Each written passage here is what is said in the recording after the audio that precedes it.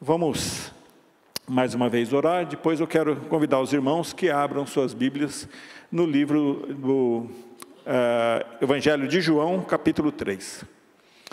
Pai, quero te agradecer, Deus, pela oportunidade que o Senhor me concede de abrir a Tua Palavra e compartilhar com a Tua igreja, Deus. Que pela Tua graça e misericórdia, Deus, o Senhor alimente o Teu povo através da Tua Palavra, Deus. Que seja a Tua Palavra, Deus, e não a minha. Teu nome seja glorificado. Em nome de Jesus. Amém e amém.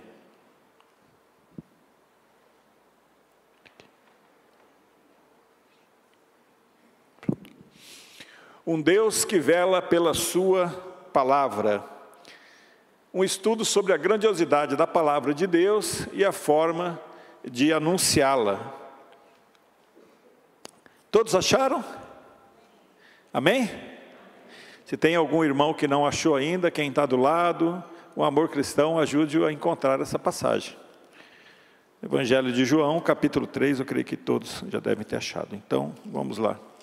Muito conhecida essa passagem, de fato, é uma das passagens mais conhecidas da igreja evangélica aqui no Brasil.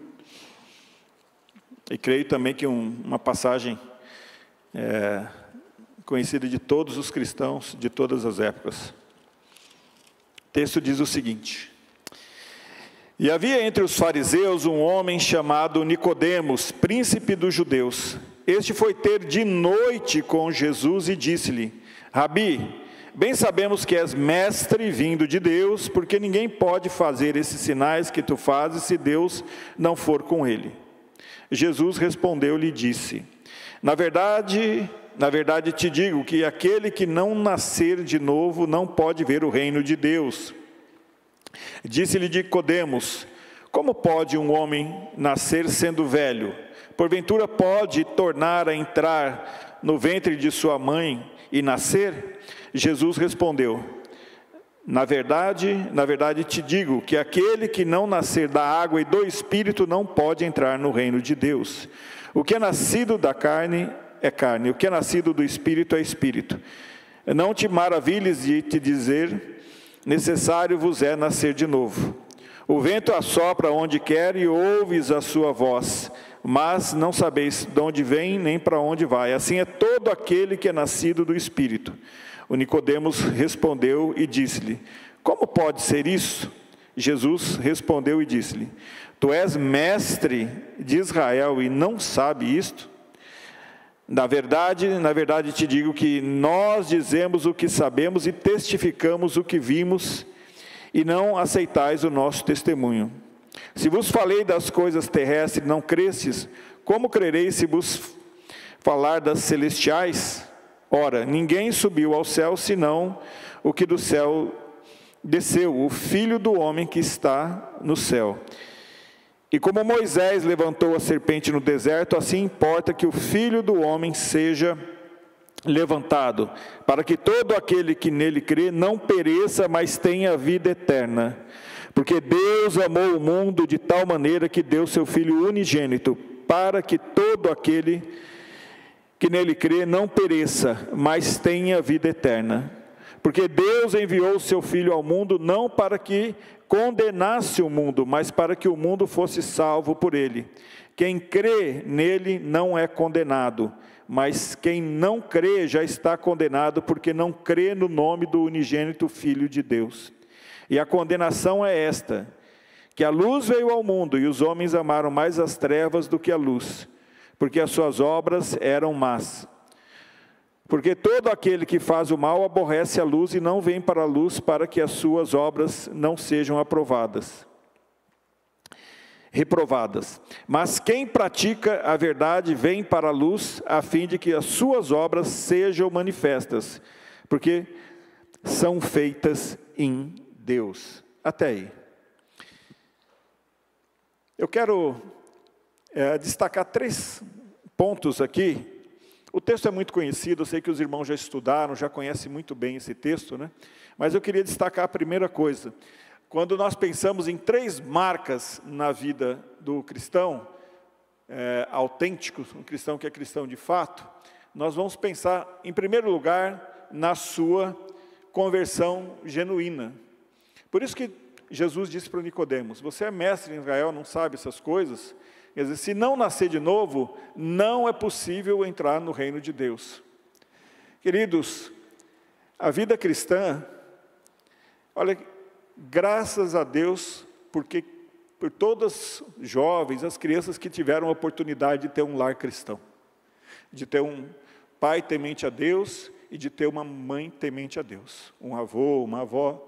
Isso é um privilégio, né? Nós podemos glorificar a Deus por isso, não podemos, irmãos? Amém? Que bênção você saber que o teu pai era temente a Deus, que a tua mãe era temente a Deus. Mas a grande verdade é que a fé não passa de maneira cultural, ela não passa de maneira geracional, pelo ser humano.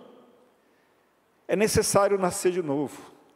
Evidentemente, nós como pais, nós temos a oportunidade de, através do nosso testemunho, da demonstração do amor e do compromisso que nós temos com o Senhor Jesus, impactarmos as vidas dos nossos filhos, de tal maneira que isso sirva de instrução, de guia, de condução, de bússola, para que eles mesmos possam ter o encontro deles com o Senhor Jesus. Mas a grande verdade é que precisa nascer de novo. E essa é a marca, irmãos. Eu fico pensando que nos dias de hoje nós temos as igrejas, muitas chamadas de evangélicas, a igreja cristã de um modo geral. Quantos frequentadores de igreja? Será que no meio daquilo que o IBGE conta como um número total de cristãos, quantos de fato tiveram um novo nascimento, um encontro com o Senhor Jesus? Essa é a marca de um cristão autêntico. Em primeiro lugar, tem que nascer de novo. Eu entendo que o novo nascimento, ele tem a ver com uma declaração da falência existencial. Isso vai acontecer de uma maneira muito peculiar na vida de cada um. Alguns vai acontecer de uma maneira muito radical, uma virada assim, uma guinada. Tem outros que Deus trata aos pouquinhos. Devagarzinho a pessoa vai entendendo esses valores. Mas tem que ter um momento que a pessoa diga assim: Deus, eu preciso do Senhor. Sem o Senhor eu não sou nada. Eu reconheço que o Senhor criou todas as coisas. Eu reconheço que eu sou pecador. Eu reconheço que o Senhor enviou Cristo para me salvar. Eu não sei quais vão ser as frases, as palavras que o Espírito Santo vai incomodar e a pessoa vai dizer, mas vai ser uma declaração genuína, legítima, que Deus do céu vai olhar no coração da pessoa e vai falar, vai ver que aquela pessoa de fato está fazendo uma confissão de fé genuína. E aquilo que foi produzido pelo Espírito Santo vai gerar uma obra do novo nascimento. Isso não tem a ver, irmãos, com quanto a pessoa conhece ou deixa de conhecer. Nicodemos conhecia muito as Escrituras, o Antigo Testamento, mas não sabia dessa verdade. Então, a primeira coisa importante na vida é uma conversão genuína. A segunda é uma vida frutífera. No final desse texto, Jesus vai dizer, olha, mas quem pratica a verdade vem para a luz a fim de que as suas obras sejam manifestas, porque são feitas em Deus. João, no capítulo 15, nós vamos ver também que nós vamos dar muito fruto, e nisso nós vamos ser conhecidos como discípulos. Se nós amarmos uns aos outros, nós vamos ser conhecidos como discípulos. Então a marca de um discípulo é dar frutos, é uma vida frutífera. Como você pode dizer a alguém que eu sou cristão, nasci de novo, mas na história de vida, quais são as marcas, quais são os frutos? Evidentemente aqui, irmãos, nós não estamos falando de perfeição. Nós não estamos falando de perfeição. Todos nós só ficamos de pé diante do Senhor Jesus, na verdade temos que ficar prostrados, mas nós só estamos diante do Senhor pelo sangue do Senhor Jesus, pela sua graça, a maravilhosa graça. Quantos hinos lindos nós não cantamos aqui, né? Falhando a minha fé, Cristo me valerá. Que hino lindo, maravilhoso, nós cantarmos sabendo que o Senhor está lá. Quando nós somos fracos, quando nós tropeçamos, Ele está à destra do Pai, intercedendo por nós. Então, não estou falando desse tipo de perfeição, irmãos. Nós estamos falando aqui de uma vida que se evidencia pelo amor cristão, pelo perdão, pela graça, pelo crescimento. por levantar a cabeça.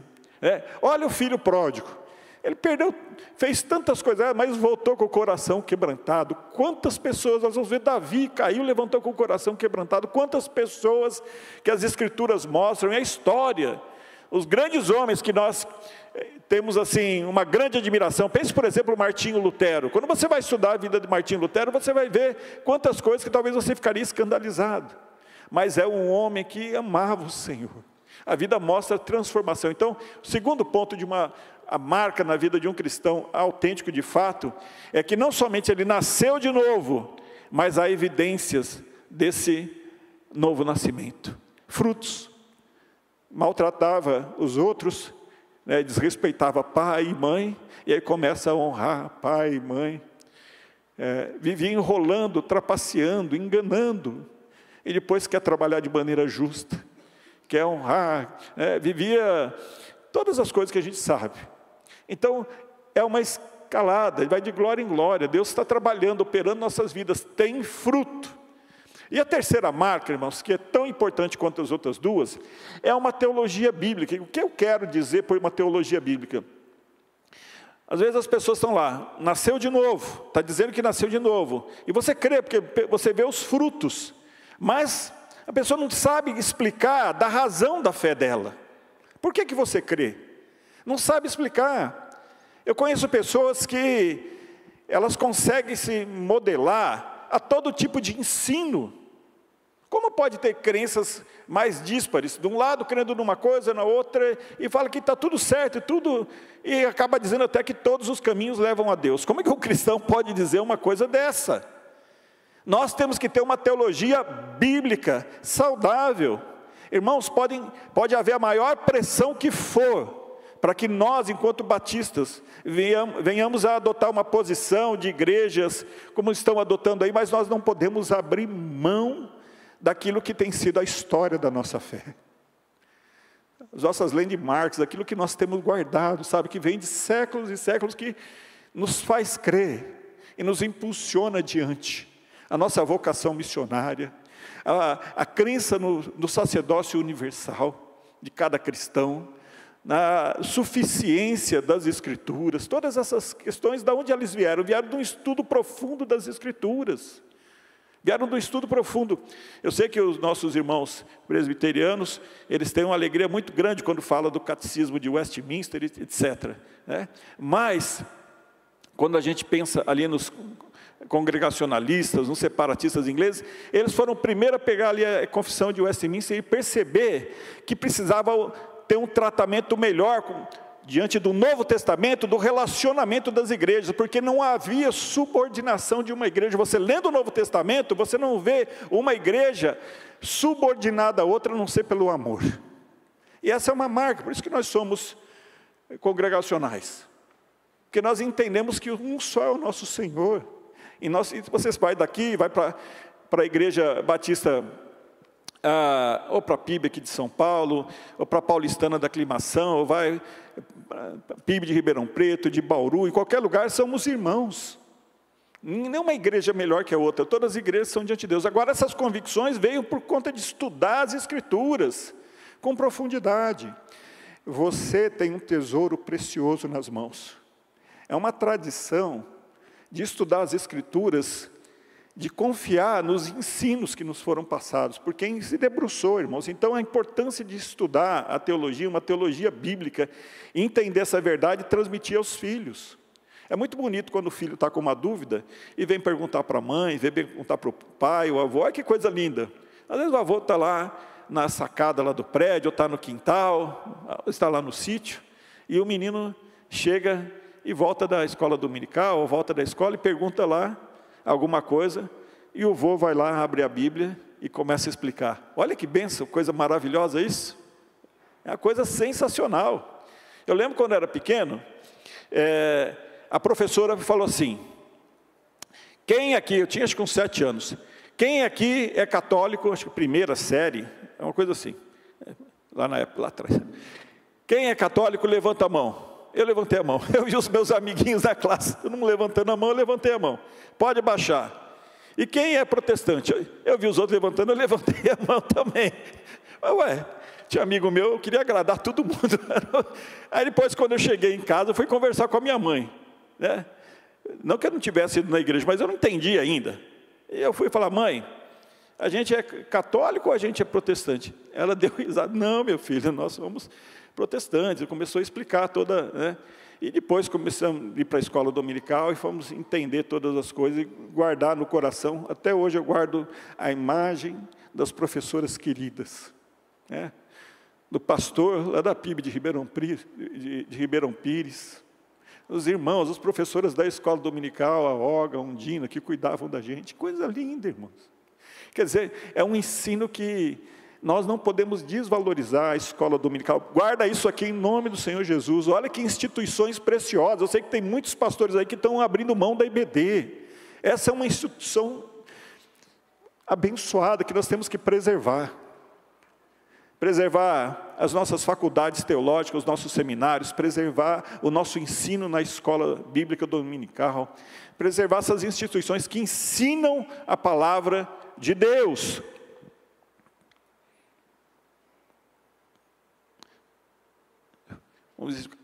Um Deus que vela pela sua palavra. Diante desse texto, eu queria deixar com os irmãos algumas reflexões. Então, nesse texto de Nicodemos, nós vemos claramente, primeiro, Jesus falando para Nicodemos: precisa nascer de novo. Segundo, dizendo para ele que aquele que pratica a verdade, né, vem para a verdade, quer dizer, vai ter bastante fruto. E terceiro, nós vimos também Jesus falando: olha, você é mestre em Israel, não conhece essas coisas, como muitas vezes ele disse: olha, errais e não conhecer as Escrituras, né?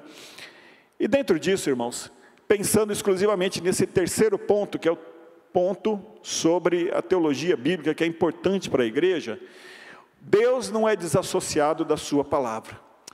Deus não é homem para que minta, e nem filho do homem para que se arrependa. Tendo ele falado, tendo ele dito, não o fará?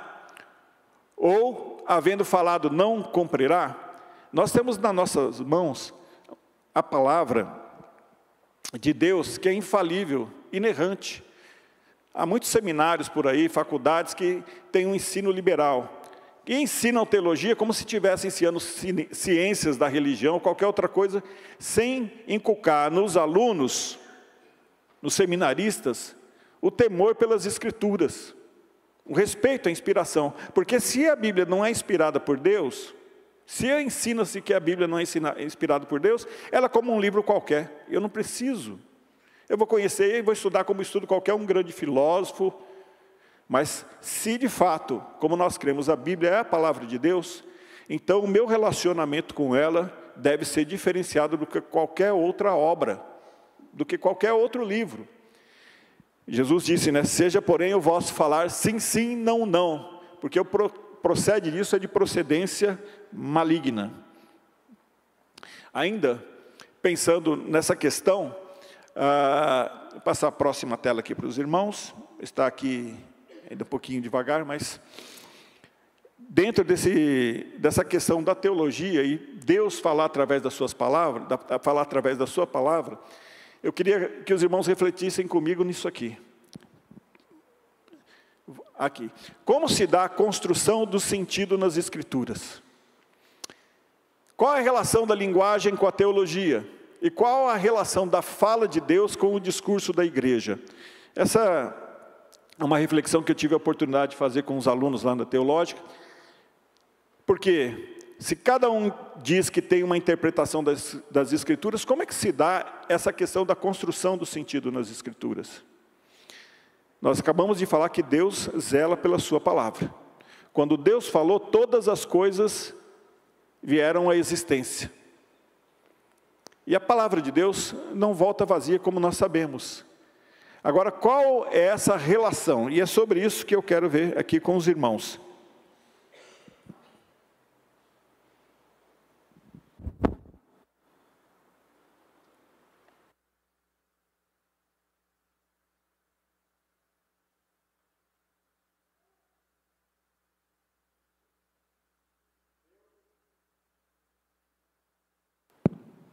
Deus é o primeiro a falar. Quando Deus fala, as coisas vêm à existência. É muito engraçado, você já reparou que, se eu falar assim, você, Alguém aqui se vê como você? Hã? Quem é você aqui? Levanta a mão. Não, sou eu. Ninguém se vê como você.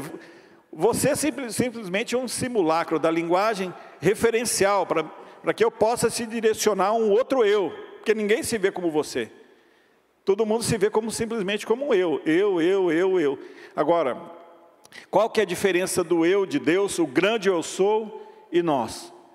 Nós somos criaturas, irmãos. Deus, quando Ele fala, não há uma desassociação da sua fala, do que Ele fala e do que Ele é. Como seria bom se fosse assim conosco, né? Quantos aqui não ficaram tristes, ou muitas vezes se decepcionaram com amigos, com parentes, ou quem quer que seja, com colegas, porque a pessoa prometeu alguma coisa e não cumpriu? Só eu? Quantos aqui já ficaram decepcionados por alguém que prometeu e não cumpriu? Agora, se eu perguntar, quantos aqui já decepcionaram outras pessoas porque prometeram e não cumpriram? Todos nós, irmãos. Isso significa que por conta das circunstâncias, por conta das nossas limitações, e qualquer outro elemento que você queira colocar aí, qual é a possibilidade que de fato nós temos de levar a cabo aquilo que nós prometemos? Qual que é a possibilidade? Quantas vezes você prometeu para Deus fazer alguma coisa e você não conseguiu? Quantas vezes você prometeu para si mesmo que você ia fazer tal coisa e você não conseguiu? As nossas realizações, elas são feitas com base na graça de Deus, com o amor de Deus, que tem paciência profunda conosco, e vai aperfeiçoando em nós o seu caráter, a sua graça. Então, cada realização que nós fazemos, tudo aquilo que nós conseguimos, nós podemos dar graça ao Senhor, porque foi Ele operando em nós. É uma diferença muito grande. Então, Ele é o primeiro, não tem desconexão. A palavra de Deus é totalmente transparente. É diferente da nossa palavra. Às vezes você fala uma coisa, né? Quer ver a questão básica? Você diz assim, está tudo bem? Você vai falar para a pessoa como está. Está tudo jóia. É uma maneira simplesmente de dizer, você não vai querer entrar em detalhes daquilo que você está passando, das lutas, nem nada. Agora, a palavra de Deus é uma palavra totalmente transparente, uma palavra que tem autoridade, que de fato muda todas as coisas. Essa é a palavra do Senhor. E é a palavra que dá origem a todas as coisas. Não há desconexão da sua palavra, né? Sobre a tua palavra eu lançarei a rede.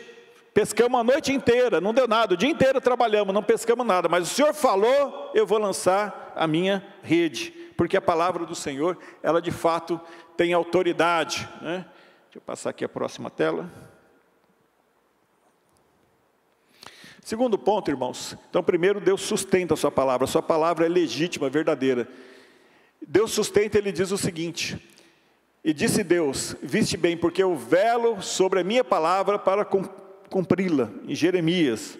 É um Deus que cuida da sua palavra. Agora eu queria deixar aqui, acompanha comigo, irmãos, eu quero que antes de encerrar, isso aqui é muito importante a gente entender como Deus fala e a importância de estudar a teologia. Lá no passado, como que Deus falou com as pessoas? Quando você estuda, como é que Deus falou? Tinha a Bíblia pronta? Não tinha a Bíblia pronta, evidentemente. Então, como Deus fala com a pessoa? Hebreus, nós vimos que no passado, Deus tendo falado aos pais de muitas maneiras, pelos profetas, Deus falava através de sonho. Como será que Deus falava com Adão? Ele tinha necessidade de usar um idioma como falado? Só a presença de Deus já falava em todo o ser do Adão. Não dá para a gente saber como que Deus falava na viração do dia. Mas Deus é um Deus que se revela. Ele ama se revelar. Ele deixa de se revelar por conta da iniquidade. Mas Deus é um Deus que quer se revelar à sua criação, aos seus filhos. Então, o primeiro ponto que nós temos é a questão da revelação. Quando Deus se revela, isso provoca no ser humano uma experiência. E você sabe que é diferente. Não tem coisa melhor, irmãos. Quantas vezes você ora, e às vezes é aquela oração que você está cansado, você ora, mas como é diferente quando você ora, e de repente, por alguma razão, você fala, Deus está aqui. A presença de Deus invade o quarto que você está orando, a sala. Às vezes o pastor está pregando, aquela palavra vem com tanta força no coração, você fala, Deus está falando comigo. Pode ser ver, quantas vezes nós cantamos os hinos bonitos, cantamos a Deus, mas às vezes no momento do hino, uma palavra e a falada te coloca assim, te projeta instantaneamente. Aqui nós estávamos cantando aqui, o coral cantando, e em alguns momentos, enquanto cantava o coral, eu estava cantando, acompanhando, adorando a Deus conscientemente, mas de repente algumas palavras assim, me projetavam numa revelação, numa reflexão tão profunda. Eu falava, Deus, muito obrigado por ouvir essa parte do cântico. Isso falou meu coração, entenda o Senhor, isso traduziu para mim uma porção do teu caráter, Deus, daquilo que o Senhor é. Muito obrigado, Deus. Isso veio como um conforto, veio como um bálsamo para a minha vida. É assim, irmãos, Deus se revela, e quando Deus se revela, muda a vida do espírito, do ser humano. Um teólogo chamado Rudolf Otto, ele disse o seguinte, ele cunhou uma expressão luminoso, que significa que quando a pessoa está diante daquilo que é totalmente outro, que é Deus, aquilo causa temor na pessoa. Aquilo mexe com a pessoa, porque fala, eu sei todas as experiências, mas isso aí não é coisa humana, isso aí é Deus, só Deus para agir dessa maneira. Então, Deus se revela, isso mexe a experiência no ser humano, e o ser humano que tem essa experiência, o que ele faz? Quando acontece alguma coisa boa que Deus fez na tua vida, o que você faz? Fica quieto? É isso?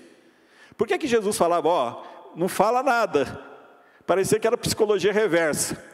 Jesus curava lá o leproso, o cego, quem quer que seja, quem quer que fosse. E aí o que acontecia? Eles ficavam quietos, escondidos? Não, saíam tagarelando, falando para todo mundo. Iam contando, e a fama do Senhor Jesus ia aumentando. Porque não dá para ficar quieto com a experiência que a gente tem com Deus. Não dá para deixar de compartilhar, seja no trabalho, seja na família, falar das maravilhas, das coisas que Deus tem feito. Irmãos, você evangelizou alguém, você compartilhou aquilo, foi tremendo. Deus, de repente, respondeu uma oração e você recebeu aquela cura que você estava precisando, ou por um parente teu, alguém querido que estava lá enfermo, você estava orando e Deus deu aquela resposta de oração. Como que você vai ficar quieto e deixar de proclamar as maravilhas? Pedro mesmo falou diante, quando ele foi levado preso, voltou, nós não podemos nos calar, nós não podemos deixar de anunciar. É assim, irmãos. Deus se revela, o homem tem uma experiência e ele vai transformar essa experiência em oralidade, vai falar, e logo depois, aquilo que, imagina, o Senhor Jesus compartilhou toda aquela experiência que transformou o coração das pessoas, virou o quê? Começaram a registrar, surgiu os evangelhos, antigamente já tinha, todo o livro do Antigo Testamento foi registrado tudo que Deus fez em Israel, e o homem vai registrar. Só que não é um registro qualquer, porque o registro sem inspiração é um registro qualquer, mas o Deus que vela pela sua palavra, desde o momento que ele se revela, que opera no coração da pessoa, que opera no testemunho, é o mesmo Deus que opera no registro da palavra. E a Escritura, então, todas as Escrituras são verdadeiras. As palavras, escreve, pois, essas palavras são fiéis e verdadeiras. Aplica-te ao ensino, à leitura. Esse é o terceiro passo, o próximo passo. Então, uma vez que a palavra está registrada, o que tem que ser feito? Ler. Mas não é uma leitura qualquer. É por isso, irmãos, que eu acho tão lindo o que Davi falou. Davi, que foi autor de Salmos, que foi um homem usado tremendamente por Deus, sabe? Um rei segundo o coração do Senhor. Sabe o que ele fala? O autor do salmo mais lido no mundo, que é o Salmo 23, ele vai dizer o seguinte, descortina, abre os meus olhos para que eu possa contemplar as maravilhas da tua lei. Imagina alguém que foi usado pelo Espírito Santo para escrever, o Senhor é meu pastor e nada me faltará. Deitar-me faz em verdes pastos, guia-me mansamente às águas tranquilas, refrigera minha alma por amor do Senhor. O Davi, que foi levado a escrever tantos salmos lindos, ele mesmo reconhece que para ler as Escrituras ele precisa da iluminação do Espírito Santo. Então nós, para estudarmos a palavra, nós precisamos da iluminação do Espírito Santo. E aí, quando nós temos essa iluminação do Espírito Santo, esse entendimento, então nós ensinamos compartilhamos a palavra de Deus. É por isso que Jesus falou por Nicodemos: você é mestre em Israel e você não sabe essas coisas? A palavra, então, ela percorre tudo isso. Ela é revelada, a experiência, a oralidade, a escrita, a leitura. É o Deus que se revela com o indivíduo e se revela com a comunidade. É por isso que tudo isso, ao longo da história da igreja, você tem o credo dos apóstolos, o didaquê, os pais da igreja ensinando, os catecismos, confissões, declarações de fé, como a nossa declaração de fé da Convenção Batista Brasileira, que é o resultado do quê? De meditação nas Escrituras. Por isso, nós não devemos deixar de ensinar, enviar as pessoas para que elas possam ser preparadas na palavra de Deus para ensinar as gerações futuras, para ensinar o povo de Deus. Eu tenho um amor muito grande. Irmãos, vocês estão diante de uma pessoa totalmente falha, limitada, mas eu amo a palavra de Deus. Eu creio no poder da palavra de Deus de transformar. Deus fala comigo através da sua palavra. Quando encontrei, Deus me encontrou, irmãos, em pouco tempo eu já tinha lido os evangelhos, tudo. Eu gosto de ler, eu leio de tudo, irmãos, na área de filosofia, da linguagem, coisas antigas, mas nenhum livro aquece o meu coração que nem a palavra de Deus. Esse é o livro que dá esperança, é o livro que eu sei que ensina como meus pecados são perdoados, como eu vou entrar no reino dos céus. Esse livro fala da eternidade. Eu tenho que dar o meu melhor para estudar a palavra de Deus.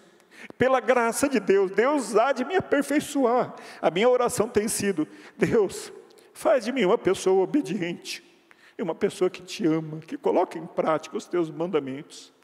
Nós precisamos voltar a amar a palavra de Deus, ter prazer, irmãos, pela palavra de Deus. As igrejas aí, por aí estão cheias de enfeite, cheias de entretenimento, mas falta amor pela palavra de Deus. Nós, como batistas, nós crescemos entendendo o valor das Escrituras.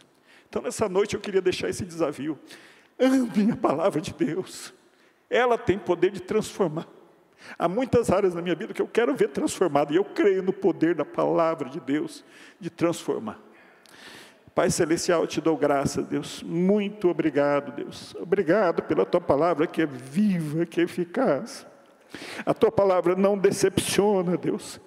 Há alimento, há conforto, há repreensão. Deus, há orientação para as nossas vidas, Pai. Levanta uma geração de pessoas que amem a tua palavra, Deus, que decidam seguir as Escrituras, Deus, e compartilhar. Para que vidas sejam transformadas, Deus, e através da tua palavra, eles te adorem, encontrem o teu Filho na glória, Deus. Em nome do Senhor Jesus. Amém e amém. Obrigado, pastor.